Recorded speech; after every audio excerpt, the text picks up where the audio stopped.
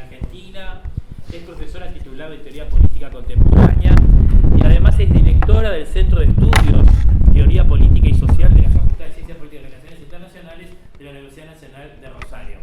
La idea es que Cecilia nos dé una conferencia que se titula Democracia, las expectativas del momento fundacional y la erosión mundial actual.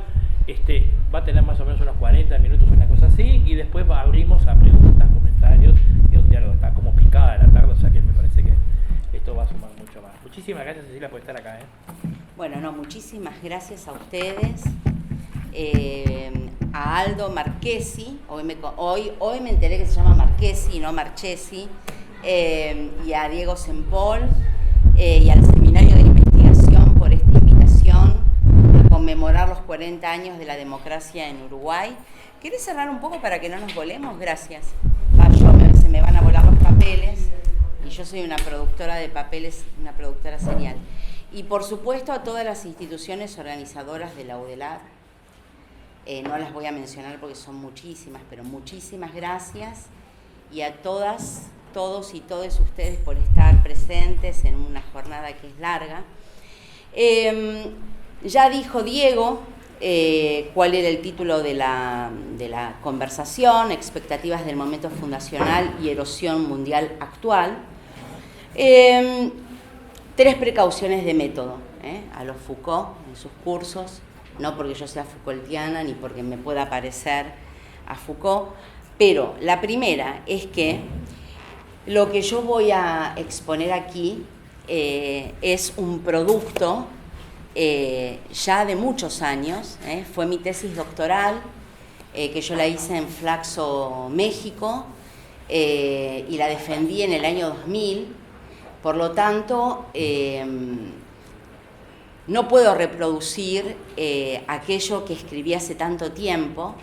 Sin embargo, para todo aquello, o sea, sobre todo hay muchos itinerarios minuciosos de los centros de investigación, de las discusiones de las izquierdas, que en su detalle ya no las he retenido, ni tampoco puedo volver a ser la Cecilia que fui en el año 2000. Entonces, para salvar ese problema, la primera precaución de método es que les traje dos libros. Aldo y Diego dirán a dónde van. Tengo otros, no los traje por una cuestión de peso, pero digamos, están disponibles si alguien cruza el río, que en este lado es río y mar, pero allá tenemos además de Milei, tenemos la desgracia de que es solamente río. Esa es la primera precaución de método. La segunda precaución de método es que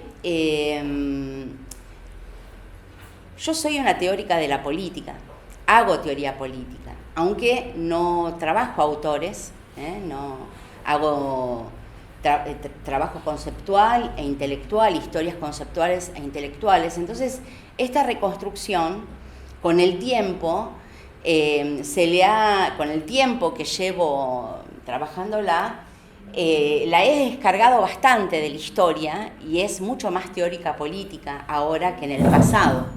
Así que bueno, le pido a quienes tienen incomodidad con la teoría, les pido disculpas, pero después si me corren un poco con la historia, capaz que me meto más en las historias minuciosas. Y la tercera es que cuando yo empecé a pensar el proyecto de investigación que después fue la tesis doctoral, tenía unos interlocutores argumentativos, quería discutir con algunas personas y con algunos conjuntos de teorías.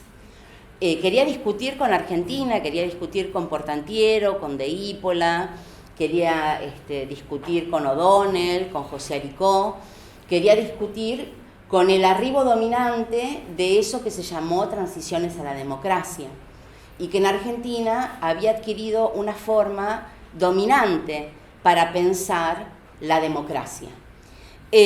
Pero cuando me encontré haciendo un doctorado en ciencia política, yo soy politóloga de origen, me dijeron, No, la ciencia política piensa casos, y vos tenés un solo caso, tenés que encontrar otro caso. Entonces, yo escogí el chileno, pensé mucho, leí mucho la producción intelectual y la producción académica de Argentina y de Chile, encontrándome también con un problema que ahora les voy a compartir, que es que la producción teórica e intelectual de esta gran idea organizadora del futuro que fue la democracia y de esta gran metáfora de movimiento que fue la transición, una metáfora temporal de movimiento, no se produjeron necesariamente en territorios geográficos específicos, sino que fueron construcciones regionales, y me animaría a decir que estas ideas tuvieron algo particular en el itinerario conceptual e intelectual de las personas, de los intelectuales y académicos que la ayudaron o que contribuyeron en su producción. Por lo tanto, ustedes van a ser los especialistas en Uruguay. Yo tal vez puedo hablar mucho más de Argentina y Chile, pero si me corren puedo hablar de más casos que el de Argentina y Chile también.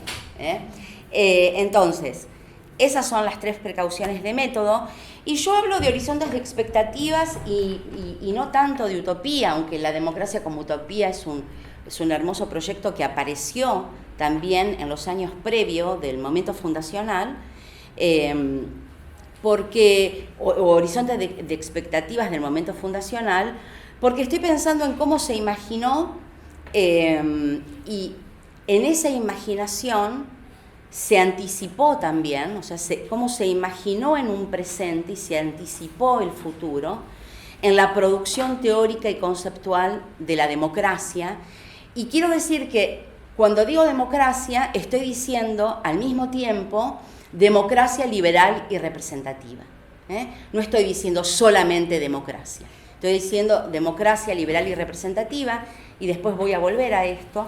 Es decir, cómo se imaginó en un presente y se anticipó el futuro que se deseaba que viniera, y cómo entonces se construyó teóricamente ese orden deseado. Tomo este término de Norbert Lechner, en donde en un primer momento, y ahora voy a decir cuál fue ese momento porque es un momento terriblemente paradojal, la democracia sirvió como una bandera aglutinante de las aspiraciones proscriptas por la dictadura, para corroer simbólicamente a las dictaduras, para juntar fuerzas afectivas y simbólicas, y para ponerle nombre a un futuro deseado. Pero cuando se toma este concepto de democracia, era un concepto semánticamente vacío, era, si se quiere, para decirlo más simplemente, un concepto Nobel, que se llenó de expectativas por el tiempo por venir. Ahora, ese horizonte de expectativas no se produjo de la nada. La democracia no fue una idea que cayó del cielo. Se produjo, se construyó teniendo atrás un espacio de experiencias muy próximas. La inmediatamente presente son las dictaduras cívico-militares, o como las va a llamar la ciencia política, los autoritarismos militares devenidos de los golpes de Estado en el cono sur de América Latina. Pero también tenía, digamos, esa idea de democracia también se piensa teniendo como un espacio de experiencias muy próximas a la revolución y al socialismo, o lo voy a decir de esta manera, los proyectos socialistas que después de Cuba se habían ordenado detrás de la revolución como idea y como práctica. Entonces, en un tiempo muy, muy corto, la democracia liberal y representativa deseaba alejarse. ¿Cómo le va, doctor? Compañerito de Flaxo. La democracia liberal y representativa deseaba alejarse no solo de las experiencias inmediatamente presentes, que estaban condensadas en las dictaduras cívico-militares o en los autoritarismos militares devenidos de los golpes, sino también de los proyectos socialistas que después de Cuba se habían ordenado alrededor de la revolución como idea y como práctica, y que en el vocabulario de las izquierdas eran experiencias fracasadas o derrotadas. Y toda la discusión sobre el fracaso o la derrota, hablo de fracaso porque los chilenos hablan más de que, digamos, la vía chilena al socialismo es una experiencia fracasada que no puede volver a reeditarse, mientras que gran parte de la izquierda intelectual, sobre todo la que está exiliada en México,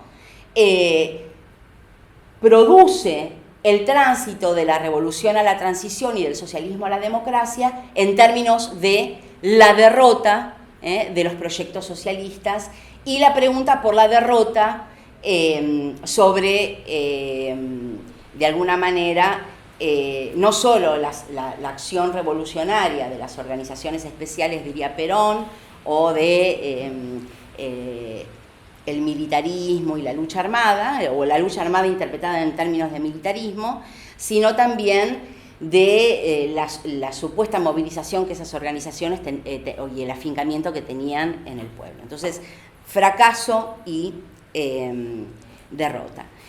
Entonces, la democracia liberal y representativa deseaba alejarse no solamente de ese presente inmediato de las dictaduras, sino también del otro que estaba inmediatamente presente, que se condensan en la idea de revolución y de socialismo, y la transición prometía, o era una promesa de cambio político, concertado, consensuado, pactado, todo una serie de conceptos que van a poblar el vocabulario de nuestros años fundacionales en cada uno de nuestros países, un tipo de cambio pacífico, la idea de pacífico quiere decir desplazar la violencia, dejarla en el pasado, no traerlo al futuro democrático que se desea construir,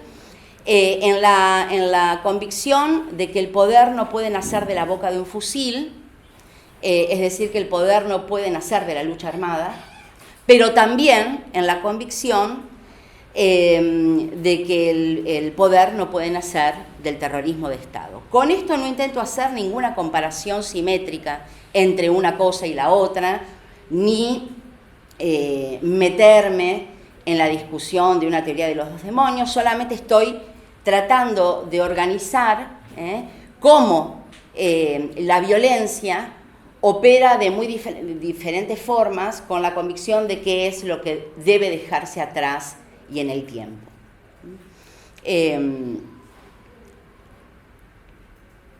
Y que entonces tampoco la transición tiene que ver ya ni con la toma del Palacio de Invierno, para usar una metáfora, ni con un golpe, una acción secreta, contundente, realizada en una sola jugada, generalmente en el cono sur de América Latina, por parte de las Fuerzas Armadas como actor central estatal que lo provoca.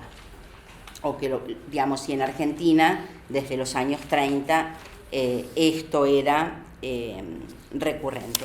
Y todo esto pasó en un tiempo muy rápido, muy rápido. La gran paradoja es que la democracia política o la democracia liberal y representativa, como gran idea organizadora del futuro deseado, que se articuló lingüísticamente en el cono sur de América Latina mucho antes que los procesos políticos que llamamos de transición a la democracia, digamos, y la idea de transición como gran metáfora de movimiento, que promete o imagina el cambio político, si bien de manera incierta, con avances y retrocesos, se crean, se gestan, se producen, se organizan, y esta es la gran paradoja, cuando estaban muy activas todavía las dictaduras cívico-militares en nuestros países. Entonces se produjeron teóricamente con mucha antelación a los procesos políticos que llamamos de transición y que después le van a dar origen a lo que hoy llamamos gobiernos fundacionales o gobiernos inaugurales o gobiernos surgidos de las elecciones fundacionales o, mucho más poéticamente, a mí no me gusta el nombre, primavera democrática, ¿no? Y todo esto no fue un proceso simple. Yo lo condensé analíticamente, pero esto fue un proceso teñido de una fuerte lucha política, de una fuerte lucha teórica, digamos que tiene que ver con digamos, los golpes de Estado, con el derrocamiento de la coalición de izquierda en Chile, que de alguna manera provoca un viaje inverso, no es ni de Europa ni de Estados Unidos hacia América Latina, sino que provoca un viaje reflexivo y conceptual al revés, porque Enrico Berlinguer, secretario general del Partido Comunista Italiano, y uno de los grandes pensadores eurocomunistas o de los promotores del eurocomunismo latino, que va a tener mucha influencia en la transición de las izquierdas intelectuales en la región, a partir de ahí va a empezar a desandar el camino de la... digamos, va a empezar a reflexionar sobre el socialismo y su relación con la democracia. Es un tiempo complicadísimo que tiene que ver con la furiosa represión desatada contra las organizaciones populares, sindicales, guerrilleras, en Argentina y en Uruguay también. Todo esto es previo a los golpes de Estado. Con la desorganización y la prohibición de los partidos políticos y de los sindicatos, con la intervención de las universidades y con el encarcelamiento, la desaparición y la represión generalizada en los países del Cono Sur. Entonces, estos procesos de tránsito teóricos están teñidos por pequeños y grandes desgarramientos personales, no son procesos teóricos simples. Yo dije que se produjeron teóricamente con mucha antelación.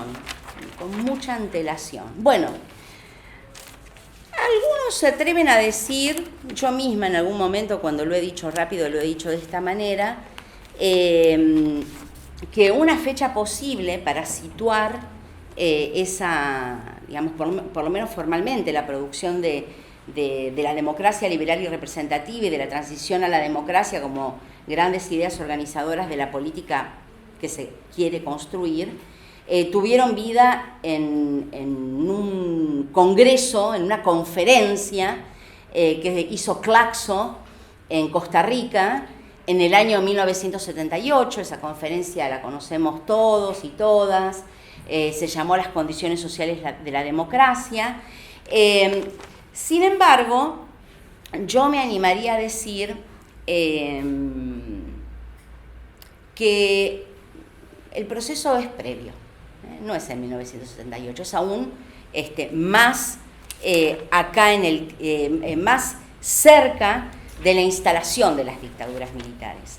Si uno piensa, por ejemplo, en el libro de Fernando Enrique Cardoso, Autoritarismo y Democratización, publicado por la editorial Paz Eterna en 1975, es uno de los primeros libros que se atreve a presentar como, podríamos decir, conceptos contrarios asimétricos, el par autoritarismo y democracia. Digamos, y que piensa un punto de partida, que Brasil todavía está viviendo, a pesar de que en Brasil se habla de una transición que es digamos, una transición excepcionalmente prolongada, porque el proceso de liberalización, como lo llamaría la ciencia política, por lo menos había empezado en 1974, ¿no? Y va a terminar recién en el año 88 con aquello que ustedes no, digamos, con la nueva Constitución. Entonces, tal vez pensando en esto, es que Fernando Enrique Cardoso, digamos, compone este texto fundacional, si se quiere, para los estudios sociológicos, políticos y politológicos, y esa fórmula política para pensar una oposición nueva, que no existía en la historia de la teoría política ni de la sociología política. No sé si uno se atreve a pensar, por ejemplo, en Juan Lins, ¿no? Que es el primero digamos, es el que sistematiza los estudios en torno al autoritarismo, ¿no? Y lo trae como una novedad para pensar un caso que no es nazismo ni fascismo, que no se lo puede catalogar como totalitario, pero que está dentro de la geografía europea, que es el caso español, ¿no? Y de una manera muy, no sé cómo decirlo, astuta, pero no es astuto, se descarga de los usos que hasta allí tenía dentro de España el concepto dictadura, para nombrar el franquismo, y de repente empieza a trabajar, a clasificar al franquismo como un autoritarismo. Pero Lins no había contrapuesto el autoritarismo, el franquismo, lo que él llamaba autoritarismo, a la democracia, sino a la existencia o inexistencia de pluralismo político, que no es lo mismo que democracia. Y si uno piensa en términos de la dictadura, bueno, ya nos sacamos de encima los sentidos clásicos que tiene el concepto de dictadura, pensado como una institución constitucional específica con una duración limitada, digamos, que nace en la antigua Roma, pero digamos, si uno va a la sociología política del siglo XX y piensa, por ejemplo, en Robert Michels, digamos, la dictadura o bien está usada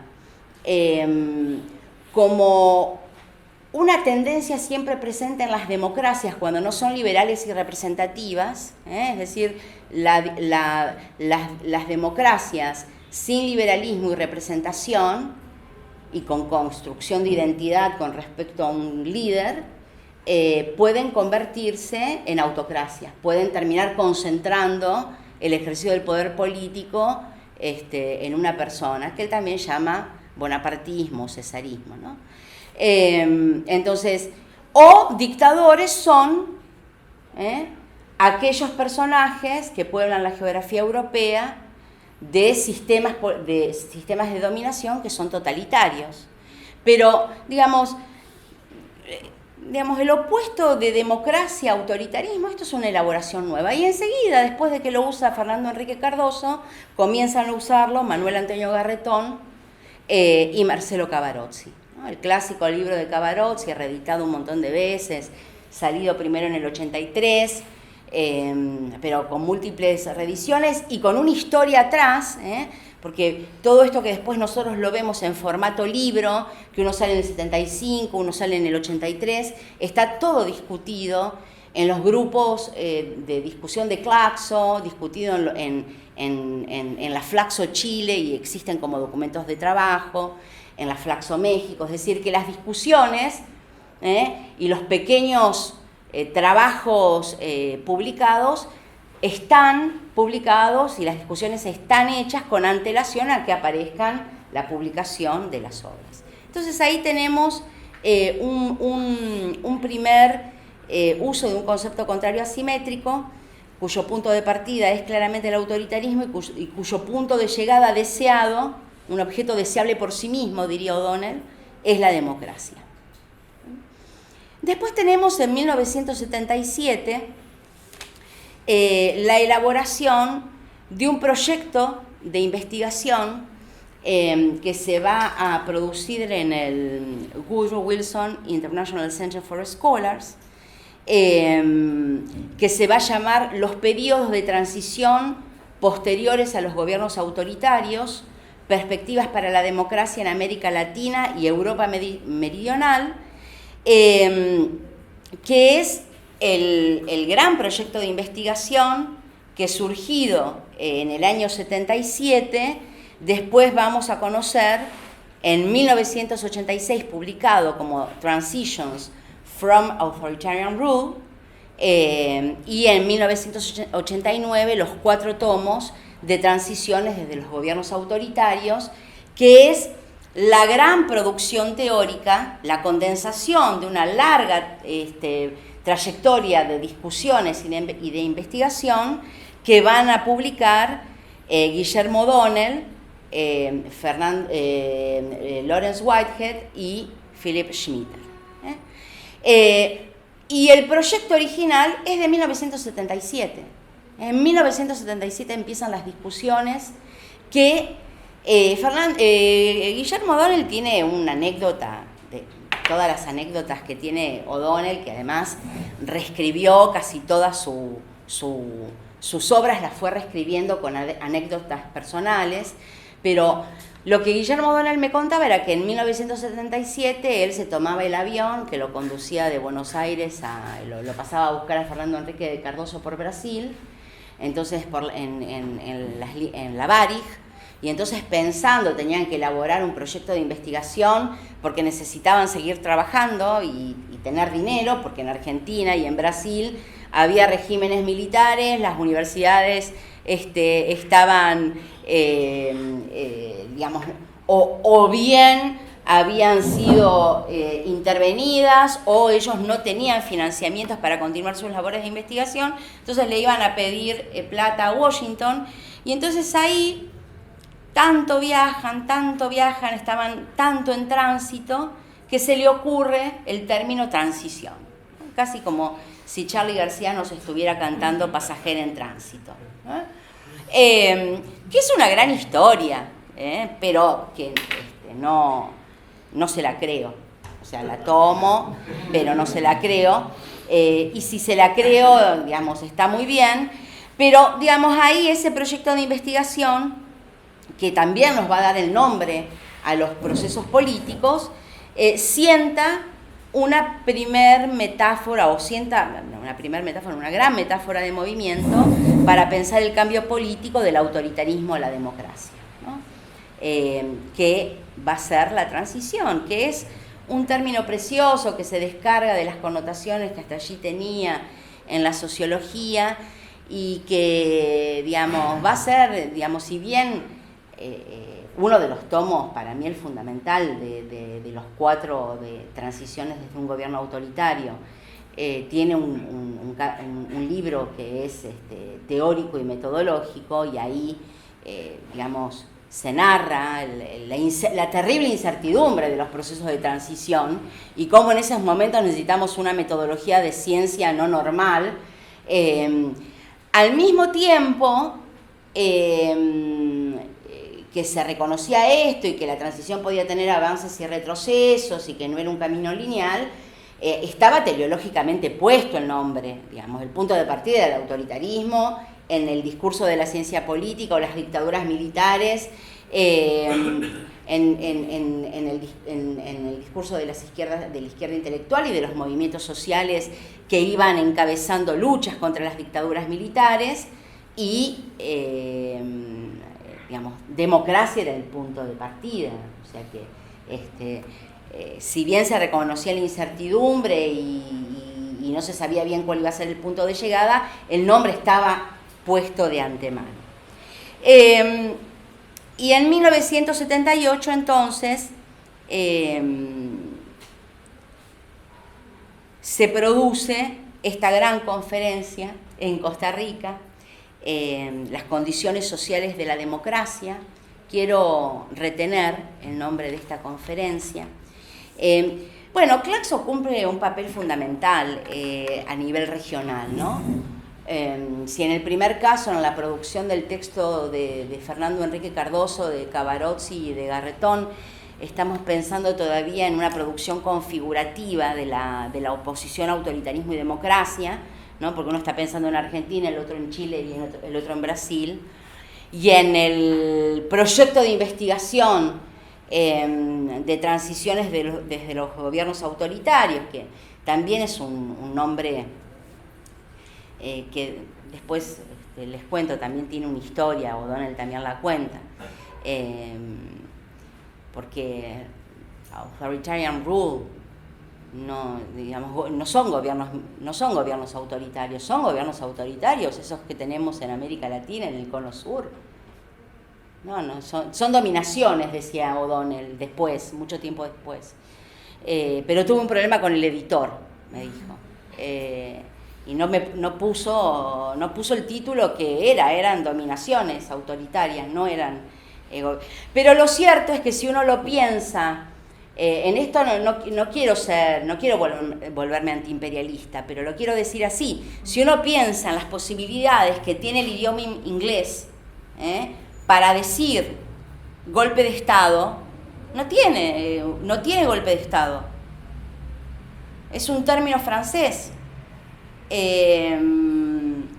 Entonces, ¿cómo lo dice? Bueno, authoritarian rule, gobierno autoritario, pero no se parece en nada a lo que nosotros, ni siquiera a Europa meridional, digamos, todo lo que está tratando de cubrir el proyecto, no parece tener un gobierno autoritario. Un gobierno autoritario es aquello que se está perfilando en Argentina.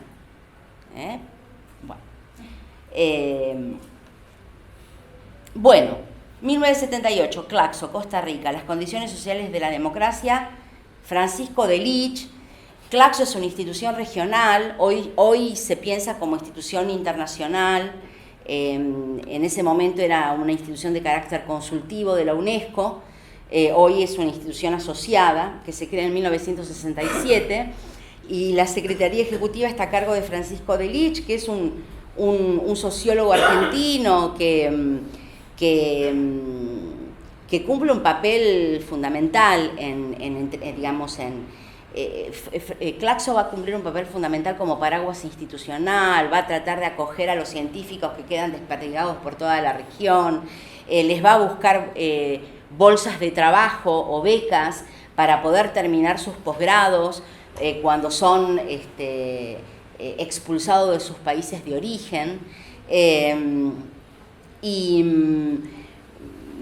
va a cumplir un papel fundamental en una revista que fue preciosa. Si quien estudia las transiciones, si la consulta, lo puede ver, Crítica y Utopía, que empieza a salir en 1978, que tiene gran parte de la discusión sobre la democratización y las transiciones en el cono sur de América Latina y en América Latina, que después, cuando vuelve a Argentina, va a ser rector normalizador de la UBA entre el 83 y el 85, y después lo va a hacer de la Universidad Nacional de Córdoba, porque él es originario de Córdoba, y va a ser secretario de Educación de Alfonsín, va a ser uno de los creadores de la carrera de Ciencia Política en la UBA. Bueno, ¿qué quiero resaltar de esta conferencia de Claxo? que va a estar publicada en unos libros que se llaman Los límites de la democracia y en Crítica y Utopía. Bueno, es la última vez que sale a un evento académico el sociólogo de la modernización, Gino Germani. Es la última vez, antes de su muerte, que sale Gino Germani a un evento internacional, y es la primera vez que Raúl Ricardo Alfonsín, que va a ser el presidente que encabece las transiciones a la democracia, concurra a un evento académico. Y que empiecen a gestarse, esto que digo es muy importante para Argentina, varias de las instituciones creadas en el año anterior al golpe, en el 75, como el CEDES o el CISEA, van a aportar gran parte de sus intelectuales y académicos al gobierno de la transición, pero esto es importantísimo también para el caso chileno, en donde muchas instituciones, muchos centros privados de investigación logran seguir funcionando, donde al principio Flaxo, Chile, actúa como un lugar de contención de los intelectuales y de refugio. Lo que quiero marcar es que no voy a generalizar, pero voy a generalizar para el caso de Alfonsín, empieza a haber un intercambio entre políticos que van a protagonizar las transiciones a la democracia con el mundo académico e intelectual. Hay un funcionario de la Fundación Ford que se llama Jeffrey Pereire, que escribió, ¿no? En el 73 lo designan como funcionario en Chile, y bueno, la Fundación Ford en este momento otorga numerosas cantidades de becas para los proyectos de investigación que se están gestando, y él habla en un libro que se llama Thinking Politics de un máximo traspaso, en el caso de Chile, entre el mundo de los académicos y el mundo de los políticos. El plebiscito de la concertación de partidos por el no y la concertación de partidos por la democracia, pero primero la concertación de partidos por el no, solo es posible de imaginar a través de un montón de mecanismos que ponen en marcha el vínculo entre académicos y políticos. Por ejemplo, el estudio de focus group, ver cómo se va a comportar el electorado. Y quiero decir algo más, tomando a Claxo como un gran paraguas institucional, que es que las condiciones sociales de la democracia, todavía el título denota una pregunta que es de alguna manera una pregunta que no van a retener, no van a conservar las producciones teóricas de la transición a la democracia, que es una pregunta que había sido central unas décadas antes y que tenían que ver con que si la modernización social y cultural o el desarrollo económico tenían algo que ver o eran importantes para el despliegue y la estabilidad de la democracia política. Esa es una pregunta que no se va a retomar y que de alguna manera, simbólicamente, no quiere decir que definitivamente, porque Norbert Lechner logra retomar algunas de estas discusiones en alguno de sus libros sobre el Estado. De alguna manera es un tema que queda relegado en el pasado. También un poco pensando en que el libro de O'Donnell, Modernización y Autoritarismo, que es su tesis doctoral escrita en Estados Unidos y publicada, que se termina de compaginar en el año 72, decía algo bastante contundente al respecto. Decía que la modernización y el desarrollo no se vinculaban necesariamente con el despliegue de la democracia política, porque en dos de los países principales de la región, Brasil en el 64 y Argentina en el 66, se habían producido golpes de Estado e instalación de lo que O'Donnell va a llamar Estado burocrático autoritario o régimen político burocrático autoritario. Entonces, de alguna manera, régimen político, la relación entre gobernantes y gobernados y las rutinas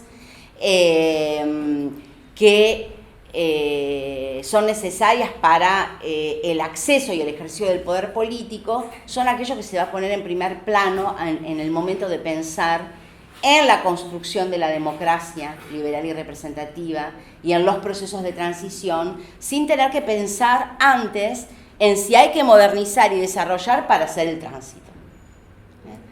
Esto es lo que me deja un poco Claxon, ¿no? Además de todo lo otro que dije. Y lo voy a decir así al final, después lo voy a volver a retomar en algún otro momento más adelante.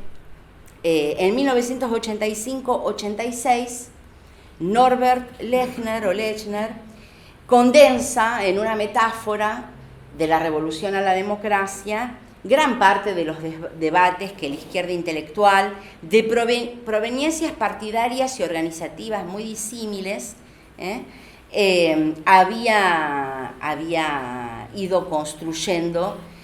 Yo estudié fundamentalmente el exilio mexicano y la producción intelectual mexicana,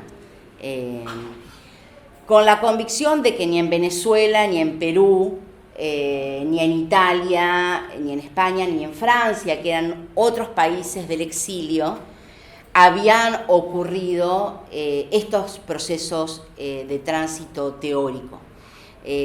Habían ocurrido otras cosas, ¿no? Las denuncias de las violaciones a los derechos humanos, la reconstrucción de dónde estaban los centros clandestinos de detención y de desaparición de personas, la reorganización de las organizaciones revolucionarias en el exilio o la desactivación de los militantes, pero no un proceso de producción teórico tan fuerte como el que se produjo en México. En principio, yo trabajé en el Club de Cultura, en el grupo de discusión socialista, que después en Argentina se va a transformar en el Club de Cultura Socialista, y en la revista La Ciudad Futura, ¿no? Que en el exilio va a ser la revista Controversia, y en una serie de publicaciones que aparecen tanto en la revista mexicana de Sociología, en la revista mexicana Nexos, que publican estos debates que protagonizan argentinos, chilenos, uruguayos, y también en interlocución argumentativa contra Ernesto Laclau y contra la mirada de lo nacional popular o el populismo, como posible desembocadura a las transiciones a la democracia. Entonces, este es vuelvo, ¿no? Estas discusiones se producen en un espacio regional, que excede geográficamente a los países que nosotros habitamos, en donde había dictaduras militares. Se producen en algunos países del exilio, pero también en discusiones cruzadas con los países europeos, que están también teniendo un proceso de revisión fundamental de las teorías que acompañaron el marxismo, ¿no? Toda la discusión acerca de si en el marxismo existe una teoría del Estado y de la política, discusiones cruzadas con el eurocomunismo latino, sobre todo con los italianos y con los españoles, y donde los intelectuales, los intelectuales de izquierda se acoplan a las críticas del eurocomunismo latino. Y lo hacen también trabajando en contra de las propias tradiciones de las que provenían, o sea, empiezan a leer pensadores socialistas denostados en el pasado reciente, a Rosa Luxemburgo, a Kautsky, a intelectuales de la teoría política ajenos a la tradición disciplinaria de la que provienen, Weber, Foucault, Schmitt, y en el caso de los politólogos, más tratando de encontrar una estructura de oportunidades en otros lugares ante la obliteración de las estructuras de oportunidades nacionales. Y todo esto ocurre en, vamos a decirlo así, en circuitos, en redes de relaciones que están sustraídas a la presencia estatal de cada uno de los países y que forma un itinerario complejo, de programas internacionales, de financiamiento, de discusiones que son críticas y autocríticas en el caso de la izquierda y que no lo son, ni críticas ni autocríticas en el caso de la ciencia política. Y también ocurre teniendo como experiencia política muy presente las transiciones a la democracia que están ocurriendo desde el 74 en Grecia, en Portugal y España. Y que no solo están viviendo sus propios procesos de transición, sino que los están imaginando y los están imaginando y construyendo. Imagínense, un país, una monarquía constitucional como es España, hablando de transición, ¿no?, a la democracia, o una república como es Uruguay, hablando de transición a la democracia. O sea, es la invención, es el momento de la invención de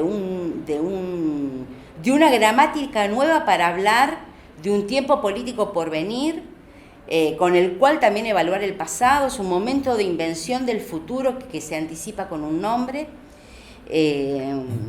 democracia. Y también, mientras duran las dictaduras militares, es una estrategia defensiva frente a las dictaduras, ¿no? Más que en esto,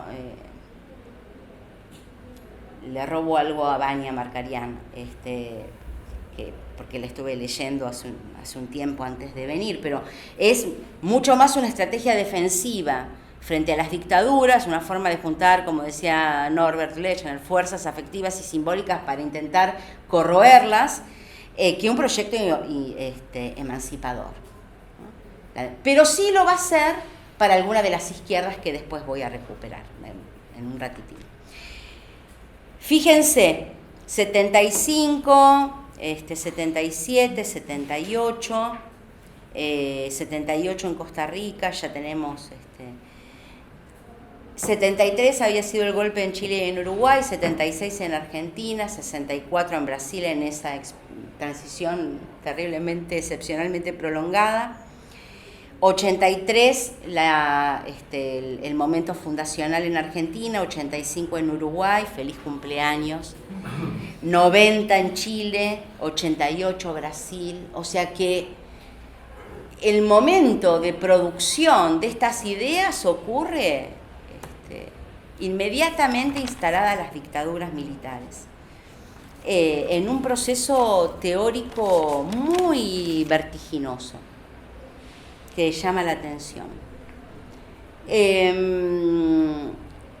Bueno, entonces varios otros países habían imaginado la transición a la democracia haciéndola, ¿no? España, Grecia y Portugal, en esto que después Huntington, esta manía que tenemos los politólogos de hablar con metáforas, esta ola democrática, que se sumaban, y acá vengo a lo de democracia liberal y representativa, a aquellos que habían emprendido el proceso, su propia ola, tras la Segunda Guerra Mundial.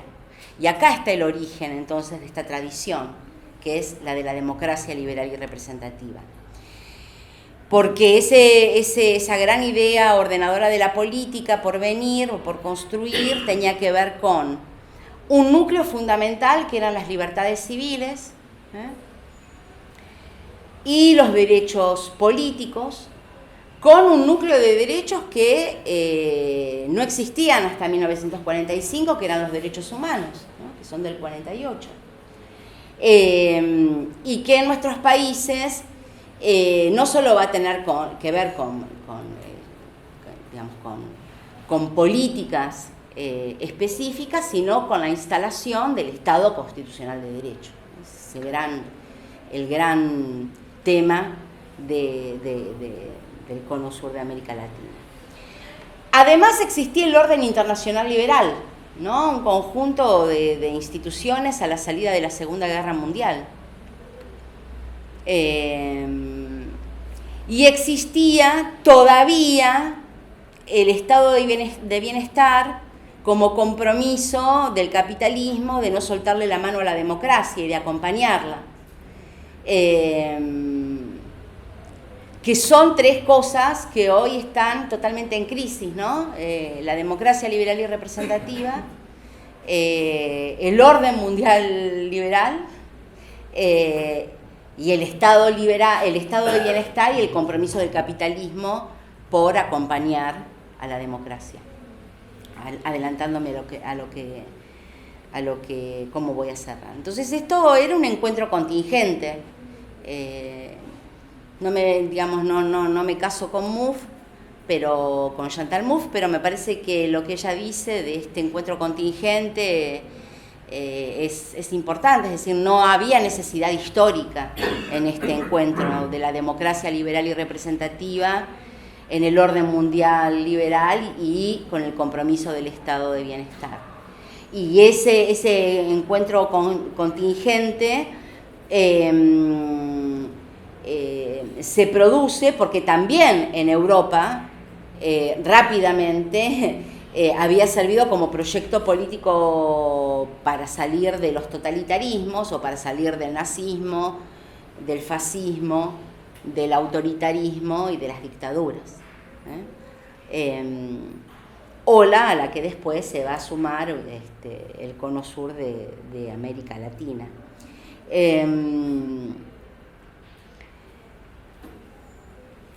Y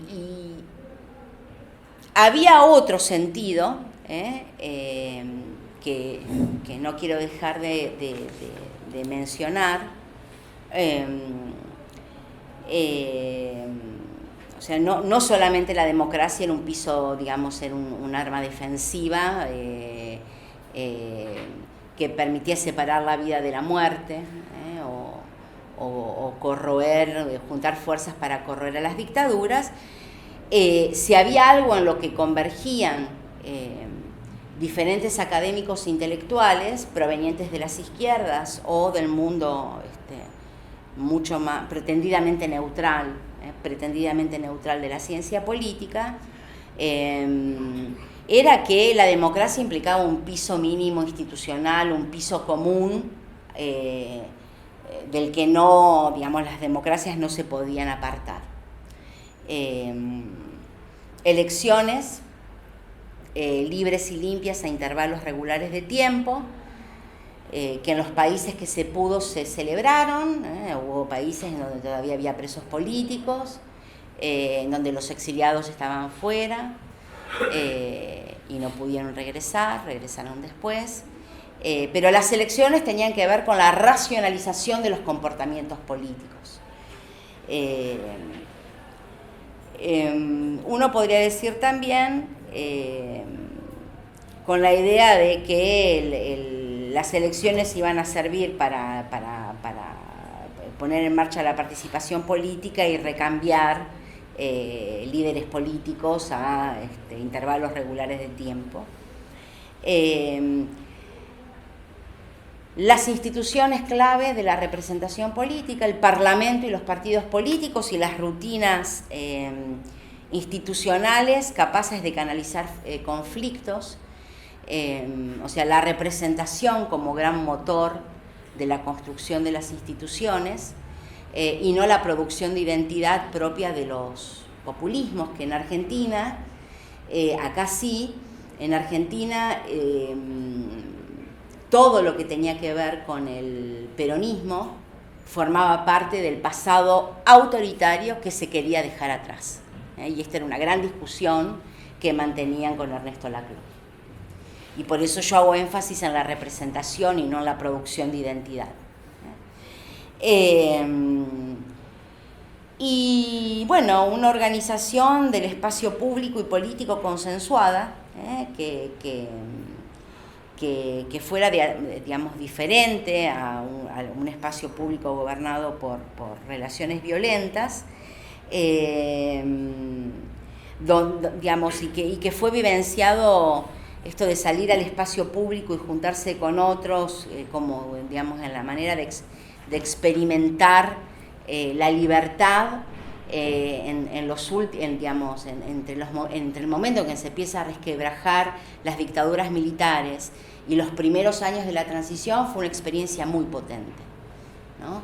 Salir a la calle, movilizarse, encontrarse con otros y con otras, no llevar documento de identidad, poder digamos, llenar las calles, fue una experiencia muy importante que si ustedes vivieran ahora en Argentina, verían cómo esa idea de experiencia de la libertad es tan importante cuando uno piensa en la democracia. Porque justamente lo que tenemos ahora en Argentina, las plazas valladas, la imposibilidad de llegar al Congreso, está bien que nosotros somos pasionales, ¿no? Eso hay que reconocerlo, pero la experiencia de poder llegar al Congreso o a la Casa Rosada o de movilizarse libremente por las calles es una experiencia democrática que hoy está cercenada. La palabra, el lugar de la palabra y de la retórica, la democracia era, tenía que ver con el uso de la palabra en el espacio público. Y la producción de algo que se llamó cultura política democrática, que no todos pudimos lograr construirlo, no todos los países. Marta Lagos, la directora de Latino Barómetro, no importa si les gusta Latino Barómetro o no, pero quiero decir esto porque en el momento de conmemoración del golpe en Chile en 2023, que coincidió con la ausencia de conmemoración oficial de los 40 años de la democracia en Argentina, porque, digamos, por muchas razones, pero una de ellas era que estaban todos asustados y asustadas por la inminencia del posible triunfo de Milei, más preocupadas y preocupados en las elecciones con las que se podían, entre comillas, perder la democracia, que en recuperar el momento democrático y ponerle un para qué. Marta Lagos se publica una entrevista en donde dice, bueno, acá hay un problema, digamos, en la gran disputa que hubo para conmemorar el golpe en Chile, qué se conmemoraba, por qué había que conmemorarlo, que los jóvenes y las jóvenes chilenos y chilenas no pueden diferenciar cuál es la oportunidad que les da vivir en democracia a diferencia de vivir en dictadura, decía que había recabado en las encuestas Marta Lagos, y que eso tenía que ver con cierto desinterés o cierta falta de cuidado que habíamos tenido en algunos países de la región por generar una cultura política democrática que recordara permanentemente qué era tenerla. Y si uno mira, no sé, el fin de semana pasado en el diario El País hubo una nota que a mí me llamó poderosamente la atención, que decía que los jóvenes y las jóvenes españoles y españolas tienen un gran problema porque los varones se vuelven cada vez más antifeministas y recuperan todo el momento que Lins llama autoritarismo de Franco, que es el de la, entre comillas, modernización autoritaria del franquismo. Entonces recuperan toda la obra pública del franquismo, ¿no? Y lo tornan como una experiencia positiva frente a los desórdenes, entre comillas, de la democracia. Entonces, eso de la cultura política democrática, me parece que las izquierdas tenían algunos intereses más. Entonces ahí sí había algo así como un proyecto emancipatorio.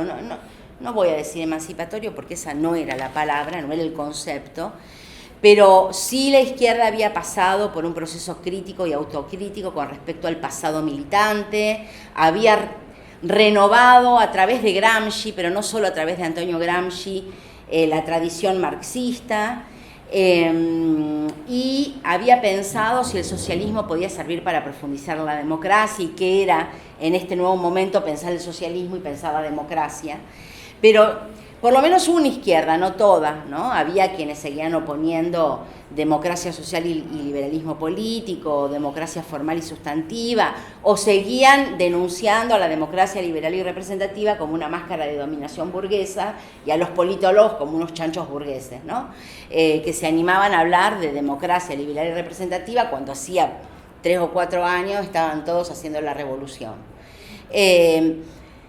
Pero sí hay una gran porción de la izquierda intelectual que se encuentra con, digamos, que mientras piensa en deslindar la vida de la muerte, digamos, en el piso institucional y constitucional que impide el ejercicio arbitrario del poder político, salir de las dictaduras, piensa también en el liberalismo político. Y no solamente en la recuperación del núcleo de los derechos humanos, sino en que, bueno, podemos fundar podemos pensar en un piso institucional y constitucional y podemos pensar en una reforma moral e intelectual, en los términos de Gramsci. Ahora es la derecha la que piensa en la batalla cultural, leyendo también a Gramsci, que produzca sociedad en el futuro, que sea capaz de fundar una alternativa que renueve la posibilidad de articulación entre democracia y socialismo sin abandonar los principios del liberalismo político que tienen que ver con las libertades civiles y con los derechos humanos. Bueno,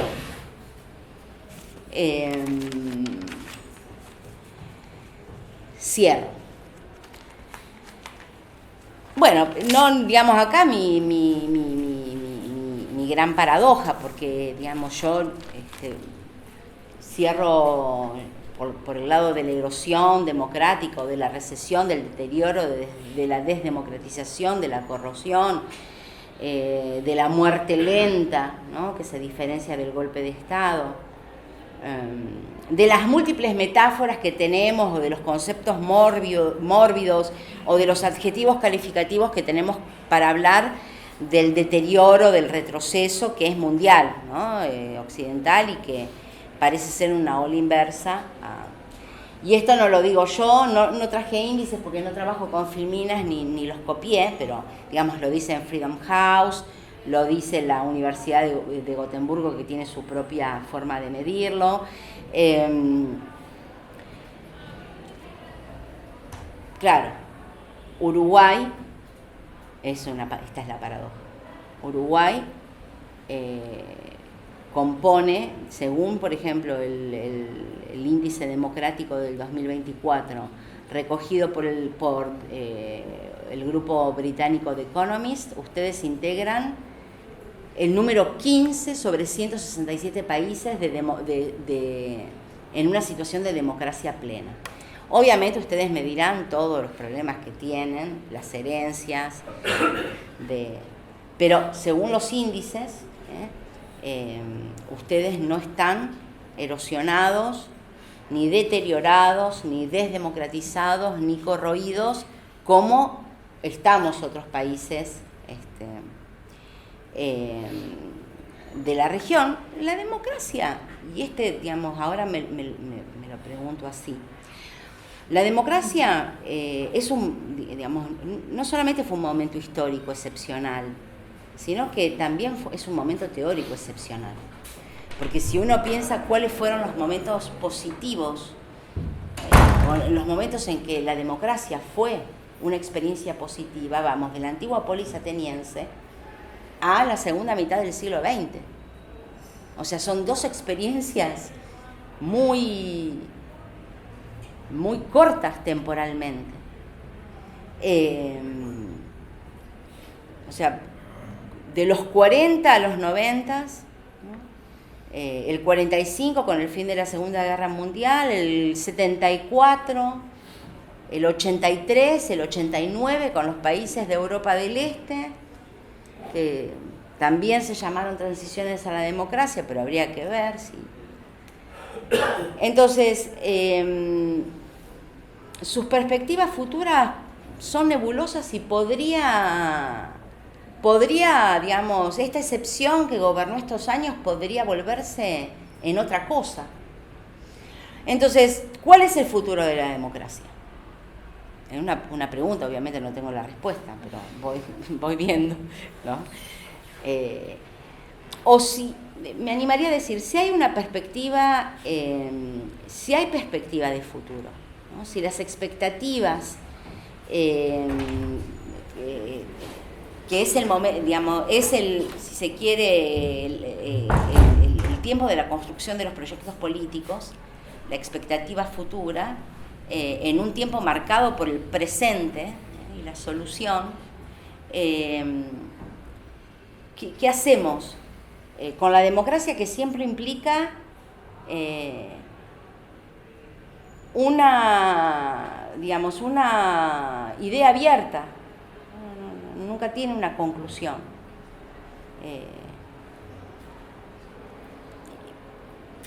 Si fue la democracia, o si es la democracia nuestra última utopía, ¿no? Y si entonces lo único que nos queda es esgrimirla defensivamente frente al avance de los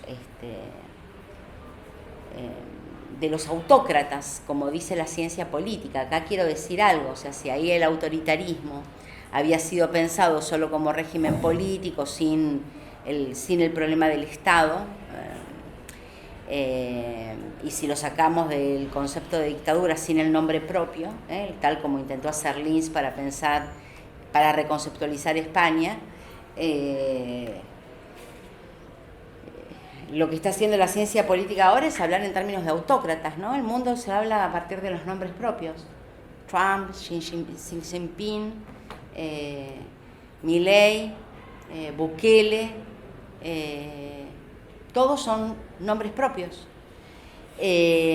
Bueno, ¿qué pasa con el análisis del régimen político y del Estado frente a esto que parece ser un ejercicio como omnipotente, personalizado del poder político y que va camino a la concentración?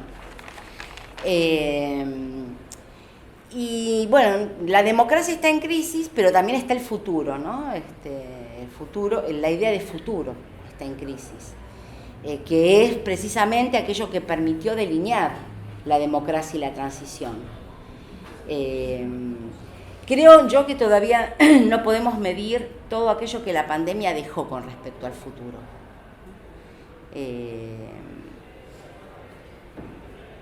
Pero, digamos, sí dejó algo claro. Si nos podemos morir mañana, si todos podemos morirnos mañana, solucioname el problema hoy, mañana mismo. El solucionismo y el presentismo que vienen de la ausencia, de la posibilidad siempre presente de que se culmine la vida de un día para el otro, de alguna manera ha quedado, bueno, y no por casualidad en Argentina, fue la pandemia la que desató a la derecha radical. Con una cosa en primer lugar, ¿no? Que el Estado nos impedía el movimiento, que el Estado te encerraba, que el gobierno te impedía el movimiento y que lo que había en Argentina era una infectadura. Pero bueno, hay otras crisis, ¿no? La medioambiental también hace precario el mundo y la perspectiva de futuro. La inteligencia artificial vuelve precaria la idea de humanidad. O sea, si puede armarlo la inteligencia artificial, ¿para qué me voy a esmerar en pensar? Los derechos de las personas no humanas, ¿no? Que son derechos hoy. ¿Quién se anima a retar a su peludo en la calle, a su perro o a su gato? Bueno, descentran el problema del humano y bueno, la crisis en todo esto, la crisis de la democracia liberal y representativa, del orden internacional liberal. No tuve tiempo de ver la guerra económica que está desatada en mi teléfono y de todas las noticias que me llegan del país, porque estuve viajando, y del estado de bienestar, nos vuelve a un lugar. O sea, el vocabulario que usamos está en crisis. Si aquel fue un momento de invención, este es un momento de crisis total, de una crisis radical. Bueno, dejaría acá. Gracias.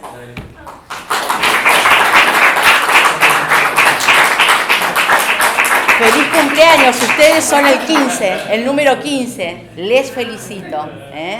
Realmente. Gracias, Cecilia.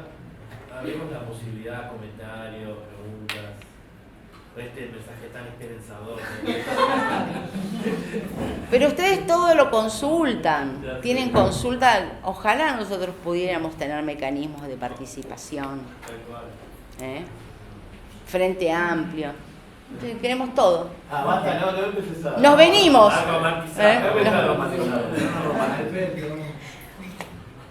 Bueno. Comentarios, preguntas.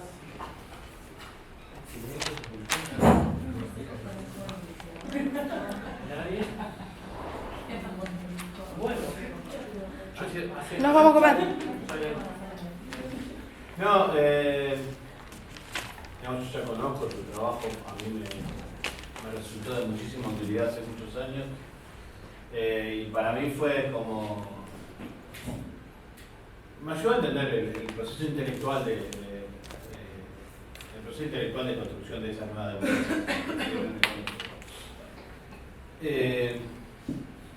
Capaz que conectando un poco aquello y esto, me daba la distancia. Tu trabajo me parece que tiene, aquel trabajo tiene como una pregunta, un problema que es,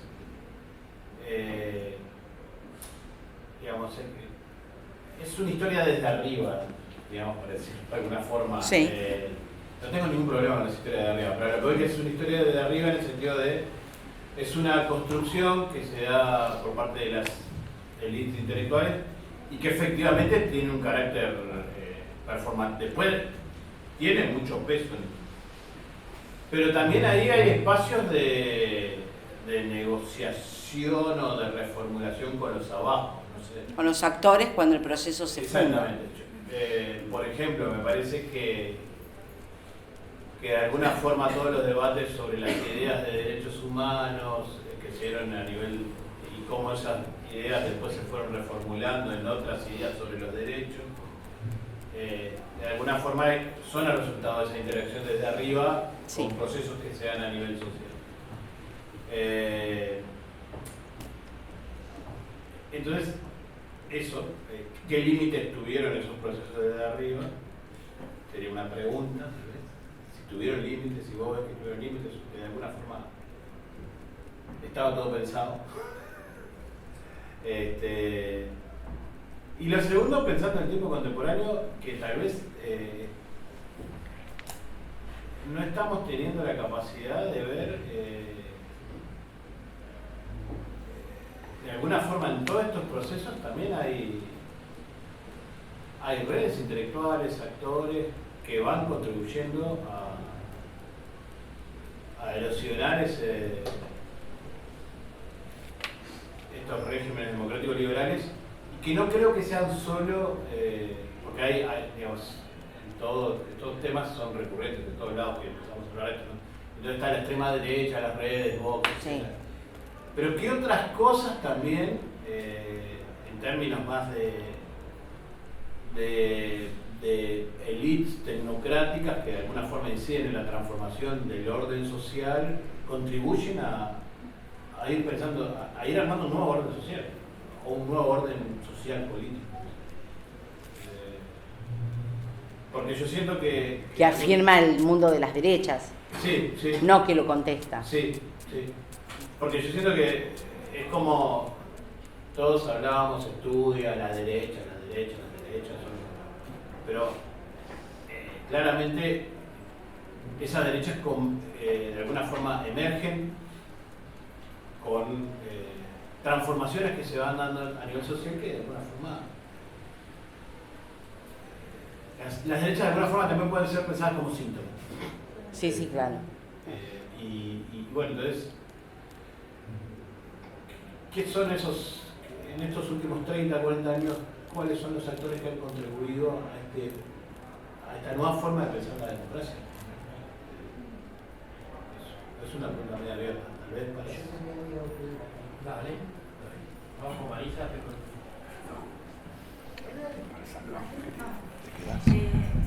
Me voy mañana. Perdón, soy el peor. Disculpen, llegué tarde.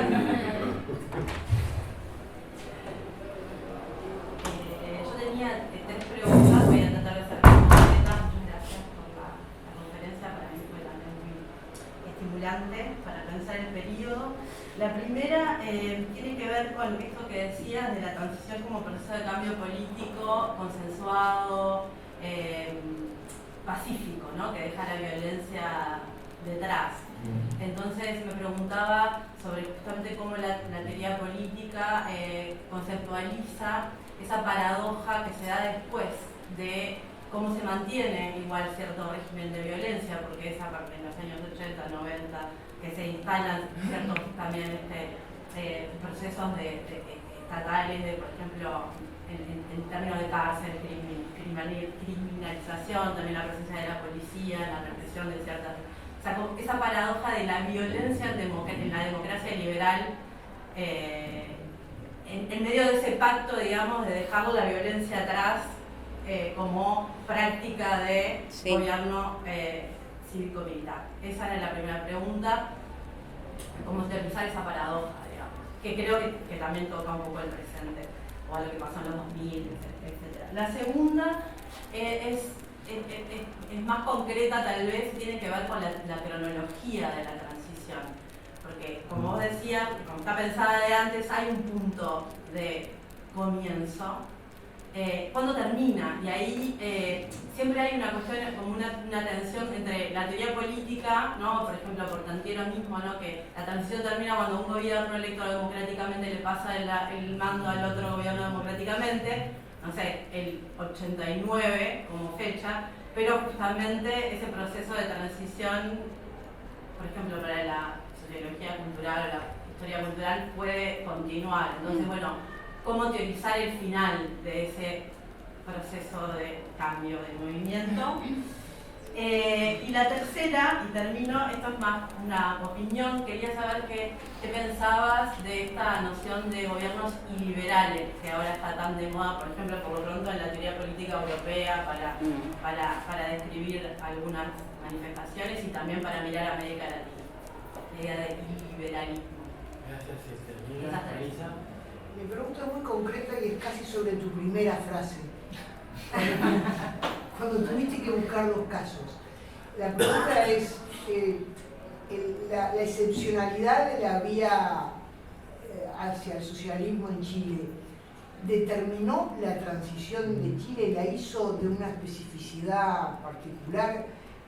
¿Tiene mucho que ver que haya habido una experiencia hacia el socialismo con cómo fue la transición? ¿Qué es eso? Yo tengo una muy concreta también. Mencionaste mucho al franquismo y el caso español parece ser un caso bastante importante. Mi pregunta es, ¿cuál es el rol del caso español, pero específicamente del PSOE, del Partido Socialista Obrero Español, en el sentido de que la transición española, como vos mencionabas, tiene las paradojas de que también es una monarquía y luego cuando está el golpe de Tejero aparece el rey de una manera defendiendo la democracia, pero a su vez también tenés un partido socialista que tiene una transición interna, que es con el liderazgo de Felipe González, y que además tiene mucho peso en el exilio latinoamericano, porque gran parte de la comunidad latinoamericana estaba exiliada en España. Si podría comentar un poco sobre eso, una opinión sobre el peso del Partido Socialista Español en ese sentido, y de Felipe González. Julián. Bueno, dos cuestiones. Lo primero, por ahí vos decías, preguntabas si la democracia no sería la última utopía, algo así. Un poco conectando, creo que parte con lo que decía Aldo antes, si no hay también algo así como de utópico, de utopía que se pone en marcha en los proyectos de derecha, ¿no? De hecho, quizás ahí hay algo de expectativa del proyecto también. Y lo segundo, en realidad es una preocupación media vieja mía, pero cuando uno mezcla el tema de los índices, todo bien con el latinobarómetro, pero cuando uno piensa Uruguay como una de las democracias plenas y demás, siempre me queda esa paradoja de si una democracia puede ser plena, ¿no? Digo, pensar en ¿Si una democracia? Si una democracia puede ser plena, digamos. Yo entiendo que los índices dirían que no, pero los politólogos muchas veces dicen que sí. Digo, en la práctica. Y si no hay un efecto muy paradójico en eso, sobre todo en Uruguay, ¿no? La democracia siempre es desorden. Sí, claro. Siempre es un intento porque el espacio público se amplíe, por avanzar con derechos, para avanzar con igualdades. Entonces ese es el gran problema de la teoría política, de toda la teoría política, hasta que se recupera la democracia liberal y representativa, que la democracia es desorden, en cambio la república es ordenada.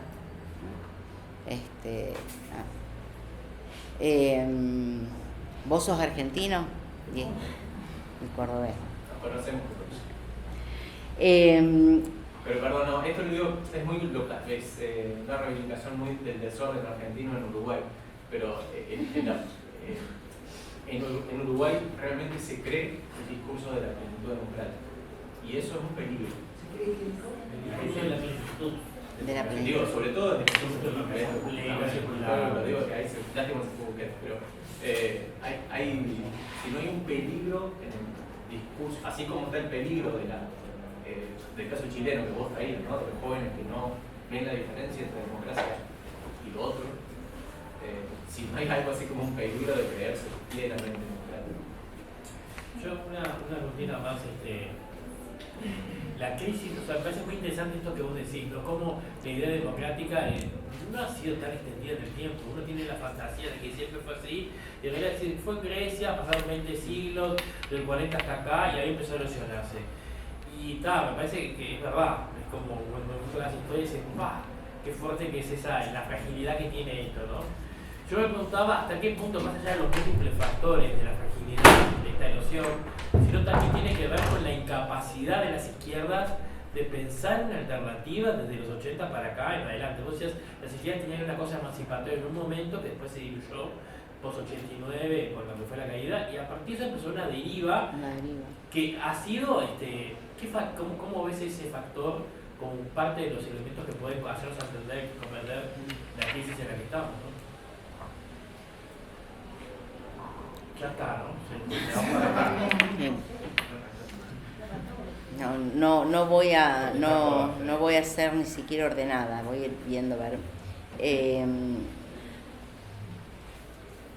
Vos tenías 3, ¿no? La temporalidad, cuándo termina, y liberal. Y liberal. ¿Y cuál era la otra? La paradoja de la violencia en democracia.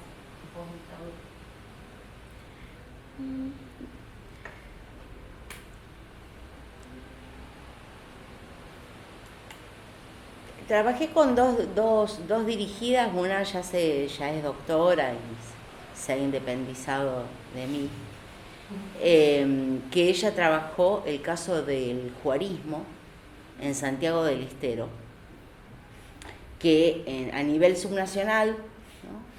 En las provincias argentinas, la transición no irradió. La transición a la democracia fue pensada teórica, digamos, fue una gran teoría organizadora de la política, pensada a nivel nacional, pero después territorialmente ocurrió Bussi en Tucumán, por ejemplo, y Juárez en Santiago del Estero, un régimen político, digamos, donde sobrevivía un aparato del Estado, un Estado donde el aparato represivo, policial y parapolicial seguía funcionando y tenía las mismas prácticas que durante la dictadura militar, o sea, seguían haciendo informes ambientales, siguiendo a los sindicalistas, a los maestros, a los activistas, y se descubre, digamos, se empieza a hablar a propósito del caso, que en ese momento todavía no era llamado femicidio, del femicidio de 2 mujeres que son encontradas, digamos, en un descampado. Y eso desata la investigación y digamos, la conmoción del juarismo, que después se reconvirtió y volvió al poder, algo así como lo que pasó en Catamarca, que es otra provincia argentina, con un caso que fue el de María Soledad Morales, que en ese momento apareció en la prensa, tratado como el caso de los hijos del poder, y que fue el femicidio de una adolescente que desnudó la trama de persistencias no solo en el régimen político, que era, digamos, que no tenía recambio institucional, que, digamos, la elección las elecciones ni a los Schumpeter no aceptaban ni rechazaban, solamente aceptaban quién iba a volver a gobernarlos, sino que el Estado, digamos, tenía sus instituciones paraestatales violentas, además de la impunidad de las familias en el gobierno. Todo esto no pudo ser visto como violencia, no pudo ser visto ni como la necesidad de transición de los gobiernos subnacionales, ¿no? Ni como violencia en el momento en que surgió. Porque la violencia era aquello otro. Mi segunda dirección, que está por culminar ahora su tesis doctoral, es muy interesante porque hay una serie, hablo para el caso argentino, ¿no?, de escenas de la transición que son terriblemente violentas y a las que hay que encontrar a las que se las nombra de una manera que no tienen que ver con la violencia del pasado. Por ejemplo, el gatillo fácil, lo que se llamó como gatillo fácil, que es la subsistencia de un aparato policial que opera de una misma manera desde hace años, y que eso traspasa la delimitación dictadura, democracia o régimen militar, régimen democrático. Pero el nombre que se le encuentra es un nombre de la transición, gatillo fácil. Esa escena, no puedo decir de toda la tesis porque todavía no la defendió, pero por ejemplo, ustedes se acuerdan del caso Tablada porque acá tuvo mucha repercusión con las discusiones que estaba teniendo el Frente Amplio, ¿no? El Tablada no fue interpretado como un movimiento que no apelaba más a la revolución en términos de la revolución cubana, sino, no sé, a la experiencia nicaragüense, que todavía seguía viva, o que tenía otra idea. de otra forma, otra construcción del régimen político. O sea, estos son una escena del pasado que viene a entrometerse en el momento democrático. Esto, acá no hay más posibilidades de la irrupción revolucionaria, ni armada. Fue tratado, y ella le está dando varias vueltas a esta... Y como eso, digamos, en los 80 hay secuestros, lo que se llaman secuestros extorsivos. Pero en dictadura también había secuestros extorsivos. ¿Cuál es la diferencia? ¿Y cuál es la diferencia con los del 75 y la AAA? Secuestros extorsivos. Se suspendían actividades porque había bombas en las escuelas, en los aeropuertos. Bueno, todo ese clima es reinterpretado con otros nombres. Bueno, o sea que digamos, esto de que la violencia debía desplazarse al pasado, esa violencia va encontrando otros nombres, que no es dicha como violencia política, ni como violencia estatal, ni como violencia policial. Hasta que nacen los actores sociales que van a denunciar qué es lo que está pasando. El ingeniero Bunge que dice, mataron a los pibes y picaron con la cerveza. Claro. Que le ponen un nombre y en algunos casos logran algunas leyes especiales.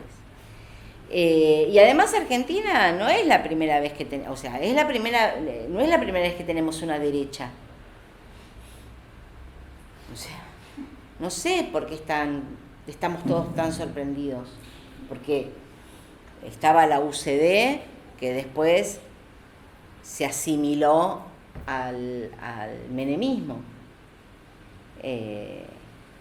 Y tuvimos macrismo. Y tuvimos...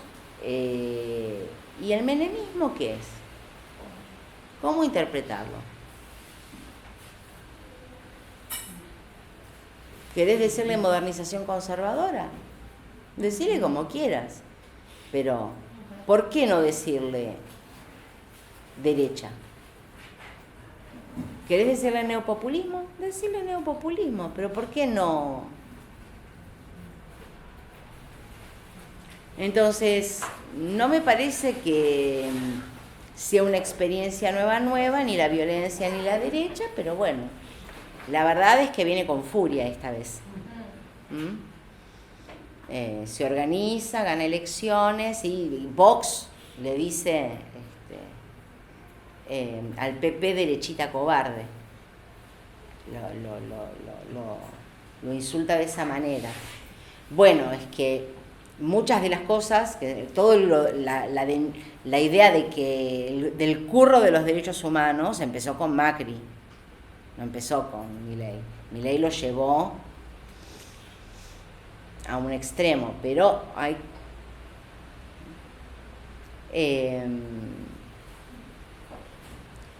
ahí las derechas, tal vez ahí en la tensión utópico, retroutópico, ¿no?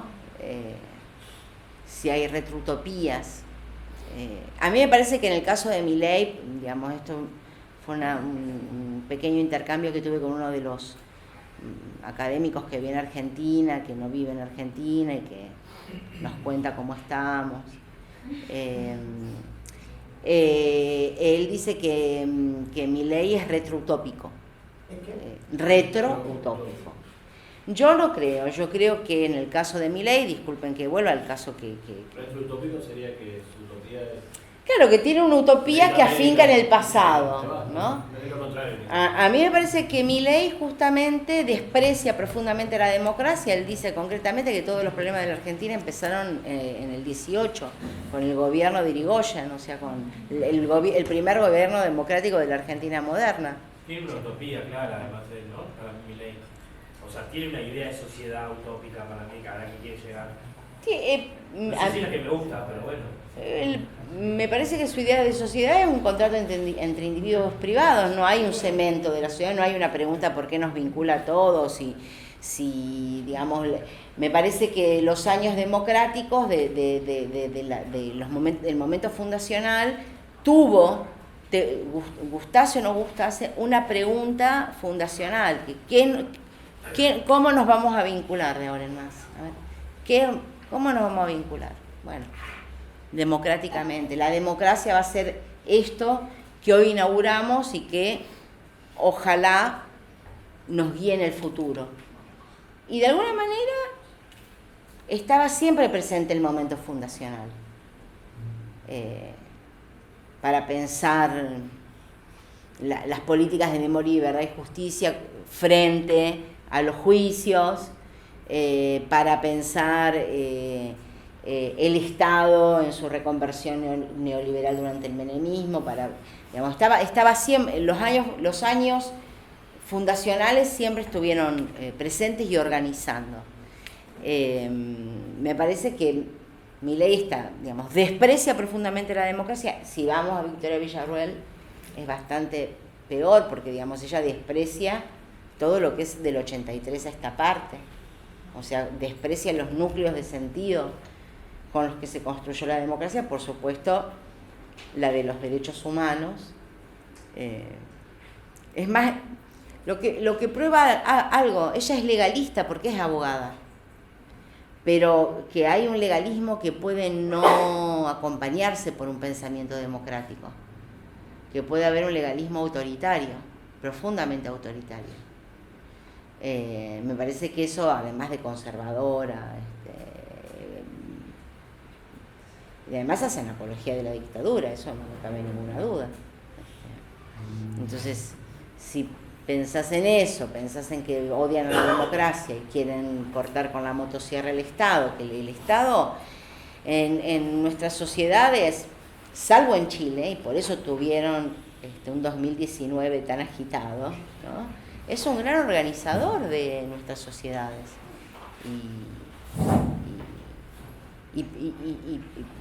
digamos, proveedor de derechos y de igualdad. Bueno. Hay muchas más preguntas. Pero vamos a ir cerrando porque la tribuna está como...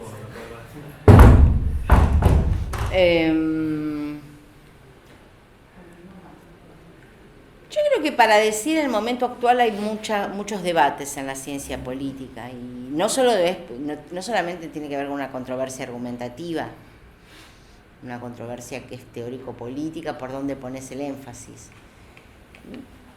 El de las democracias digamos, la idea de democracia liberal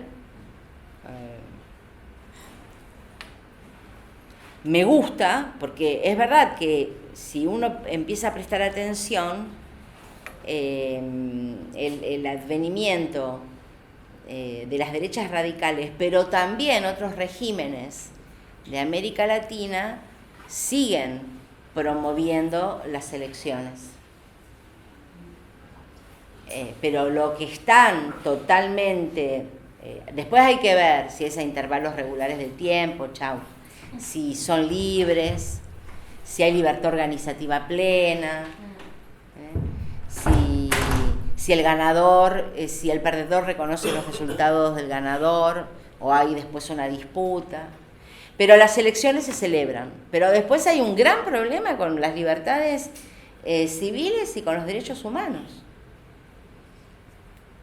Ahí hay un gran problema. Entonces, está bien, democracia liberal, no estoy en desacuerdo. Me parece que hay algo que vincula y que nombra diferentes formas en que se organiza o no se organiza o se desorganiza la democracia, que es la de el ejercicio personalizado y concentrado del poder político, que va empezando a caracterizar una época. Eso me preocupa, porque también es un problema para con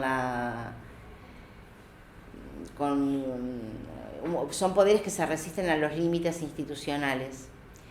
Y que si alteran el funcionamiento de los poderes, también alteran el funcionamiento de la República.